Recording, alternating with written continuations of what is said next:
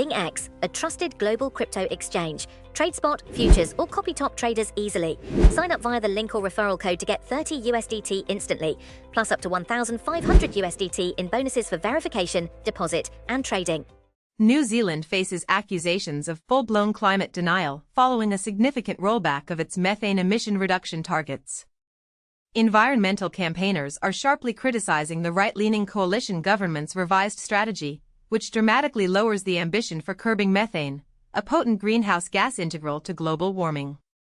The government announced on Sunday a new aim to reduce methane emissions by a mere 14 to 24% by the year 2050, measured against 2017 levels. This stands in stark contrast to the previous, far more stringent, target range of 24 to 47%. While the farming sector, which had previously voiced strong objections to the higher targets, has lauded the government's adjustment, a chorus of disapproval has risen from scientists and opposition parties. These groups have denounced the new goals as weak and unambitious, failing to adequately address the urgency of the climate crisis. Greenpeace's New Zealand chapter has unequivocally stated that this policy reversal constitutes full-blown climate denial. Amanda Larson, a climate campaigner with the environmental organization, has directly implicated Prime Minister Christopher Luxon, accusing him of choosing corporate profits over our kids' future. In response, Climate Change Minister Simon Watts has maintained that the government's commitment to its domestic and international climate change obligations, including the goal of achieving net zero emissions by 2050, remains steadfast. He emphasized that agriculture will continue to play a vital and equitable role in meeting these reduction aims.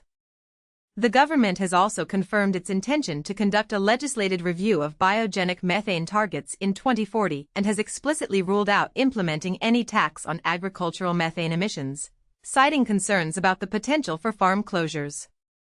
Further signaling its approach, the administration plans to invest 400 million New Zealand dollars, equivalent to $230 million in technologies designed to cut methane emissions. Minister Watts suggested that agricultural emissions could potentially decline by as much as 14% over the next decade, contingent upon 30% of farmers adopting technologies expected to be available before 2030. However, Ralph Sims, a climate mitigation expert at Massey University, has cautioned that there is no guarantee that scientific research will yield near-term solutions for biogenic methane, a significant portion of which is produced by New Zealand's vast livestock population, including its 5 million cows and 23 million sheep. Government figures indicate that agriculture is responsible for nearly half of New Zealand's total greenhouse gas emissions. The reduced targets are also raising concerns about New Zealand's international reputation. Lawyers for Climate Action, an advocacy group, warns that this move risks tarnishing the nation's standing on the global stage. Jocelyn Turnbull, a principal scientist at the government-funded Earth Sciences New Zealand Institute, echoed these sentiments, suggesting the policy could damage New Zealand's cherished clean and green image. Conversely, Federated Farmers of New Zealand, a prominent agricultural lobby group, has welcomed the change, describing it as long overdue.